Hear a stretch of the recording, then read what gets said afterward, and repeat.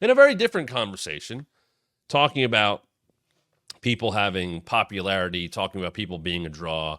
How about sustainability? That is what I've learned from watching Jeff Jarrett, from being friends with Jeff Jarrett. And I'll tell you, I'll take you back to the beginning. Before we put that picture up, Don, let me tell the story, and I'll let you know when to show it. Very young me, and I just talked about this on my interview on the Laps Fan. How did I get started? Very young me. Spent a lot of time at my grandparents' house growing up. And I remember, preschool, kindergarten, very faint memories of that. But on my little tiny TV that I used to watch and eat my lunch at, the local channels, I grew up in northern New Jersey. Even though I live in Connecticut now, I grew up in northern New Jersey. So, lunchtime, you watch Price is Right if you're home or whatever the hell it is. And, oh, no, the news is on. Flip to something else. But on Sports Channel, and this was one of the original. If you're in the New York, New Jersey, tri-state area, you may know about this if you grew up in the 90s. Sports Channel was Channel 3. CBS was Channel 2. Sports Channel was Channel 3. Channel 4 was NBC. Channel 5 was Fox, and so on. Channel 7 was ABC. But Sports Channel was Channel 3. Sports Channel was the regional New York, New Jersey channel. The Nets played on Sports Channel. I think Rutgers played on Sports Channel. High school football, local high school, all that stuff. But they're filling their time with a lot of different things. They got wrestling. I believe it was USWA. I want to say that's what it was. And I didn't know. I think I had seen, I've told people, the first full show I ever watched was WrestleMania 7. The first full match I remember was Hogan Warrior at 6. So I was seeing it. But the thing one of my first memories was watching whatever that was at the time on Sports Channel. I think it was on, it was a syndicated deal. But it was on New York, New Jersey television. And I remember seeing a guy with blonde hair, and he had bright blue and green gear. A young baby face at the time by the name of Jeff Jarrett. And I just remember I liked his gear. Just like my daughter sees Bianca Belair and likes all the girls' gears on TV and thinks those are cool. And, I remember 5, 6-year-old me seeing Jeff Jarrett on television. And now you could put up that picture, Tom, because I put this up. This is me and Jeff at SummerSlam 2 years ago in Nashville. Jeff is, what a weekend this was for Jeff. This is the weekend he referees Usos against the Street Profits and does Ric Flair's last match.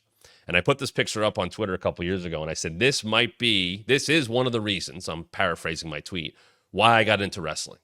And it's so wild that one of the first people I got to see in wrestling that, introduced me to wrestling, I have crossed paths with so many times organically and still do to this day.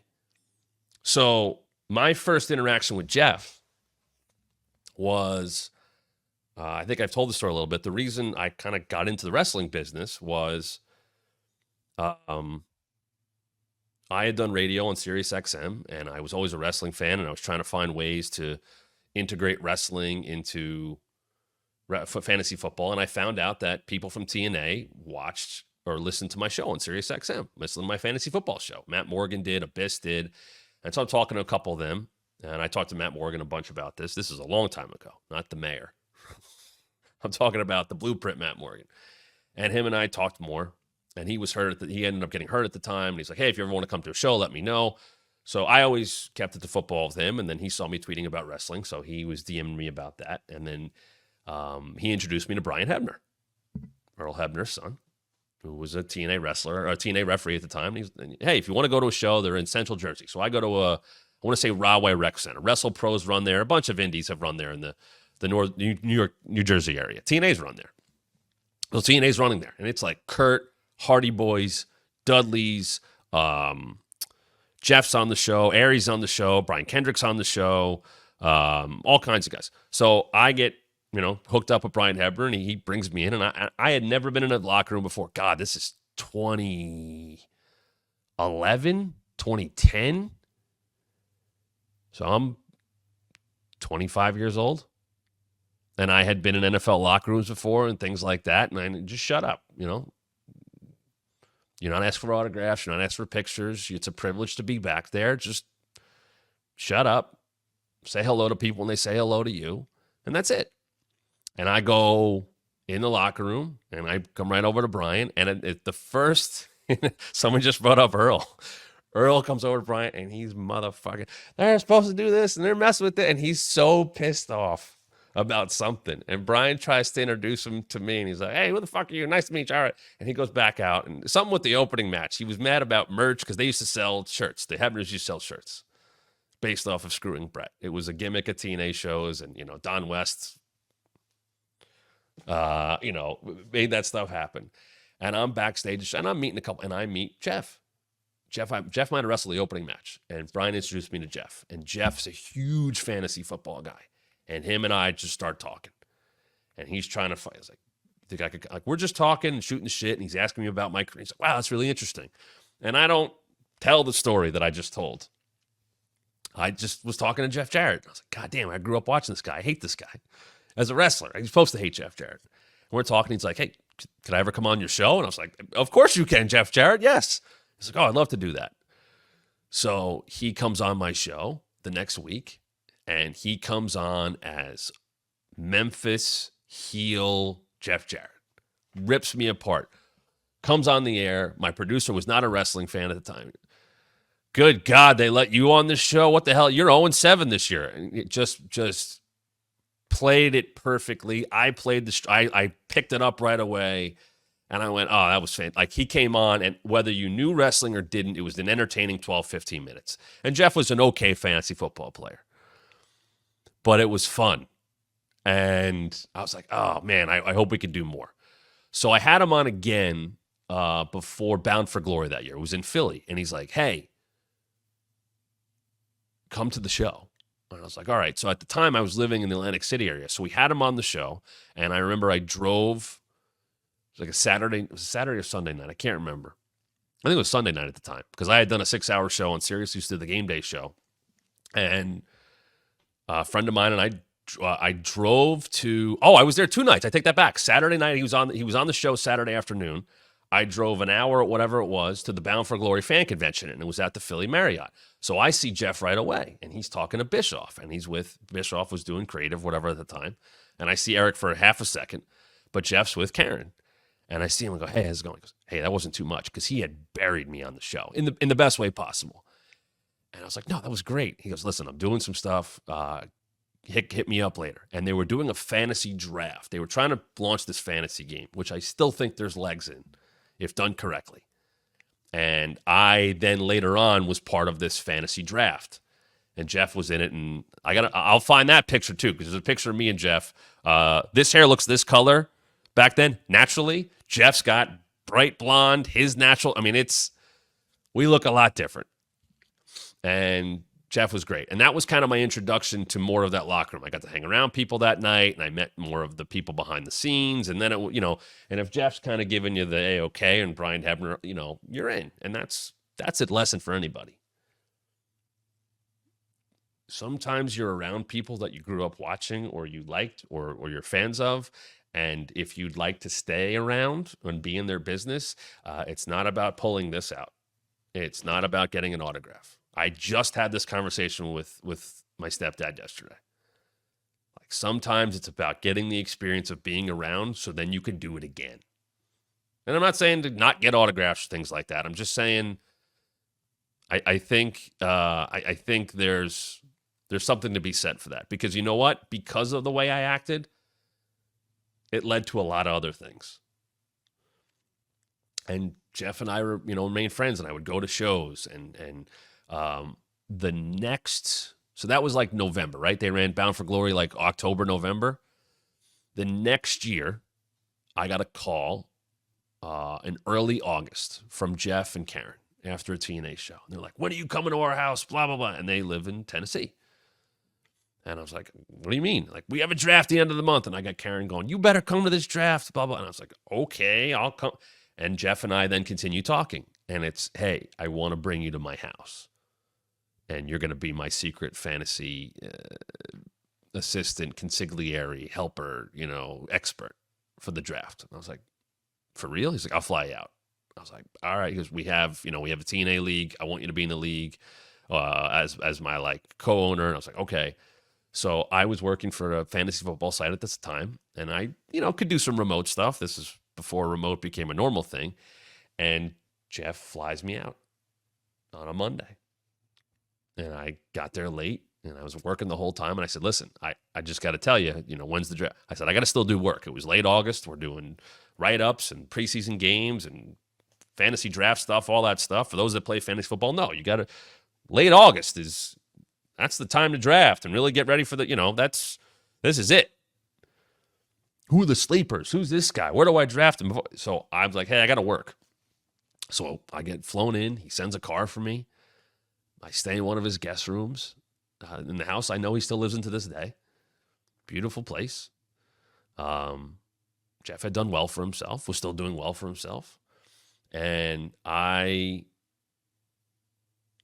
worked in his office the whole day, the entire day. Tom, I'll try to send you one more if we can sneak it in there, if I can find it in time, because it's at the beginning of my timeline. I'll keep telling the story, but believe me, you want me to find this picture.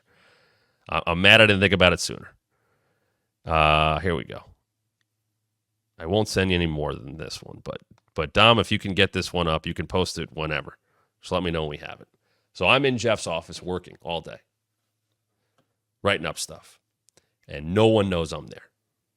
Nobody knows. And Abyss is in the league. The late, great Bob Ryder's in the league. Some of the creative staff. Vince Russo's in the league. Eric Young's in the league. Dreamer was supposed to be there, but he had some kind of family thing. And I'm talking to Jeff, and he's like, nobody knows you're here. You know who figured out I was there? Samoa Joe, somehow. Wasn't in the league. Joe was just always tapped in, and I had met Joe a couple times. He knew. For some reason, he knew, but I found out after the fact. So everybody's at the draft, and there's like an outdoor kitchen. We're all hanging out and, drinking beers, hanging out, having grill and all that stuff. And as the draft's about to start, Dom, let me know when we have that picture because it's very relevant to the story. I talked to Jeff, and I was like, he's like, what if we like did something fun with you? I was like, you tell me what you want to do. And he's like, what if you made an entrance? And he had a backyard where I could have made an entrance. And I was like, all right. So, is it ready, Dom? All right, hold on. The text is going to come up. I could kind of still tell. Oh, it didn't go through, did it? Ah, damn it. We'll try it again. I might have to just show you guys this picture in a second. But I get Jeff's, one of the ring jackets he was wearing, the cutoff ones with the J's on it. I think he kind of still wears them from time to time. I get one of those jackets. I grab one of the guitars, and he had those guitars made for the TNA Shop website that had like the laser on it that was like drawn in. And I grab one of those, and I have like sunglasses and a hat, and we figure out, all right, I'm going to come out with Karen. Like, Karen's going to accompany me down the stairs out of his house for this big entrance. And I was like, hey, can I use your Kid Rock Cowboy WCW theme? He's like, hell yeah, you can. So they had music, and they play the song. And I come out, Karen's on my arm with the guitar, with his ring jacket, and I walk down the stairs, and I make an entrance to the fantasy draft. And some people knew who I was, some people didn't. And it's one of my favorite memories that 14 people were there for. And 5 minutes after I walked down and we're starting the draft or whatever, Dom, I got to email it to you, I guess. I'm going to try to do this, folks. I'm not trying to be distracting, but I want you to see this picture. 5 minutes after I finish the entrance or whatever, Vince Russo comes up to me and he goes, bro, that was great. I thought you were Road Dogg, bro. I was like, what? I go, thank you. And he's like, no, not a bad thing. That's a compliment. I thought you were a road dog the way you looked. And I was like, okay, thank you for that, Vince Russo. And we do the draft. And yes, I should have come out to Brew. I know that. But, you know, how do I not come out to that music? Damn, I can't get this picture up. All right, I will tell you right now. This is going to go up on our social media. There's a couple of pictures we're going to need to post up. We'll follow this up. My texts are not going through right now. Oh, you got it. Dom got it. He's going to put it up in a second. So I do the draft, and I actually get the story. And I'm going to say this for another time because I kind of want Jeff to tell it, and I want Jeff to come on the show. I actually get the story behind With My Baby Tonight, which for those that don't know was Jeff's country song that he sang, was part of the vignettes, and, you know, the stuff with Shawn Michaels and In Your House Too. He tells the story that he can tell way better than me of how that music video came to be. It's great.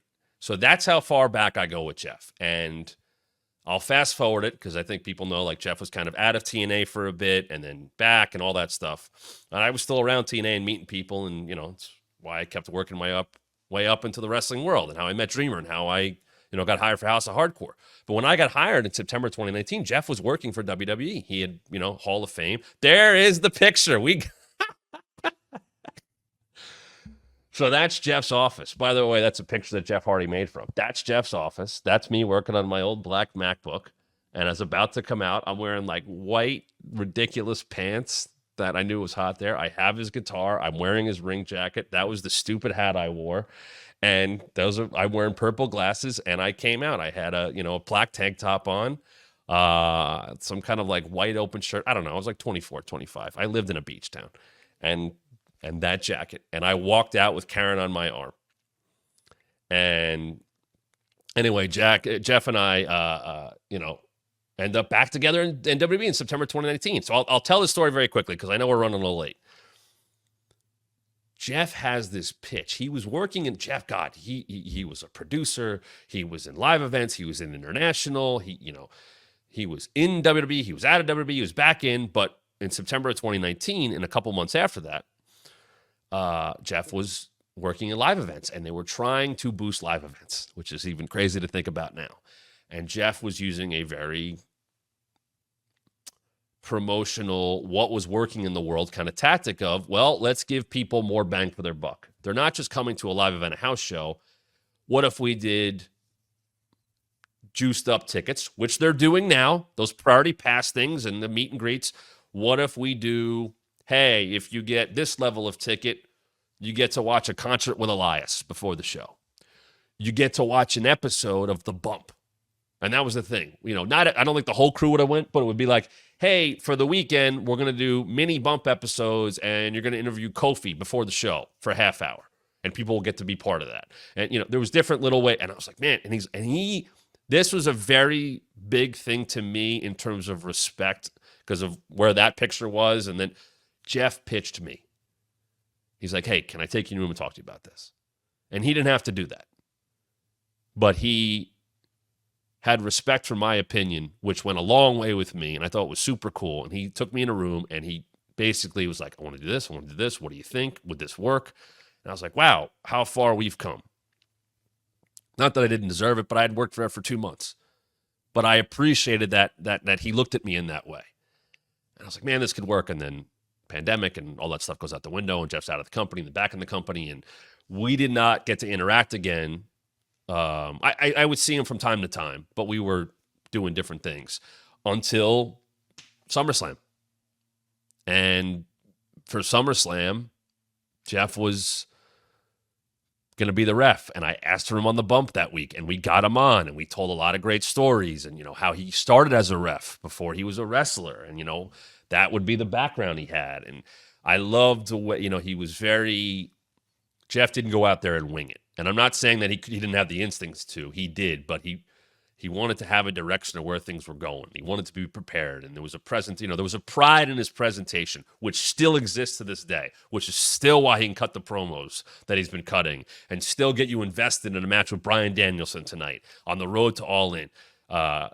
There's a reason Jeff has been able to stick around the wrestling business for as long as he has. And that's a different level than being a top draw. That is consistency. That is being able to find value, create your own value. And from a grandson of a promoter to an owner to a wrestler to a producer to, he is, you name it, he's done it. And there's been really good stuff and there's been stuff that hasn't worked. And I understand that. Jeff Jarrett's a big reason why New Japan became a thing in America. And I don't think that he gets enough credit for that. Not him being in Bullet Club. I'm talking about going, hey, we should broadcast that over here. And getting Jeff JR and Matt Stryker involved. And I know it wasn't all him, but Jeff was a big part of that. One of the earlier streaming services. And he's a musical recording artist. Great line. That was good. Very good. And that, of course. I mean, he played that guitar. Don't worry. You guys just didn't hear it. But I took that picture. You could put that picture up again with me and Jeff if you could, though. It hit me on that day. And I think everybody was in a good mood because this was first post-Vince pay-per-view. I said, I want to get this picture. And I told him the story at the ring that day. And I never told him the story. For all the interactions, we're at the ring, we're watching things. And I said, hey, I'm really happy I get to be here with you. Because I don't know if you know this, but I first saw you when I was like 5 years old. And you kind of introduced me to wrestling. And here we are at SummerSlam in a city that is synonymous with you and wrestling, and I get to be on the same show with you. And he really appreciated that. And I know, Jeff has told the story of sobriety and fighting through that, and, that never ends. And I know that stuff mattered to him more. But that was one of those things where, like, you take the moment in and you kind of look around, and I always like to do that. When I went to Mania for the first time or, got to be at play, I always kind of take a walk around the arena. And that day when I saw Jeff and I got to talk to Jeff as a coworker and I was happy for him and, we see where he is. I mean, he was out of the company right after that, which is wild. And Jesus Christ, he's wrestling Bryan Danielson. You want to talk about the staying power of somebody who never gives up and always finds a way back in and finds value. That's Jeff. I'm happy that I can send Jeff a text. I'm happy that he will respond. I'm happy that, I could see him at AEW. As I've said, I went to Forbidden Door and we were genuinely happy to see each other and shoot the shit. And him and I have had multiple conversations. And I'm not talking about like, he's a source for me. Like, no, like I would never actually ask that stuff of Jeff. But him and I have had conversations since February when I got let go about a lot of things. And, I'm a big fan. That's you want to talk about getting it in wrestling? Jeff Jarrett gets it. And once again, nobody's perfect in what they do. Nobody always hits home runs. But I talk about the consistency. In wrestling, a push is not about winning titles. It's about being consistently on television, consistently used, consistently in the mix.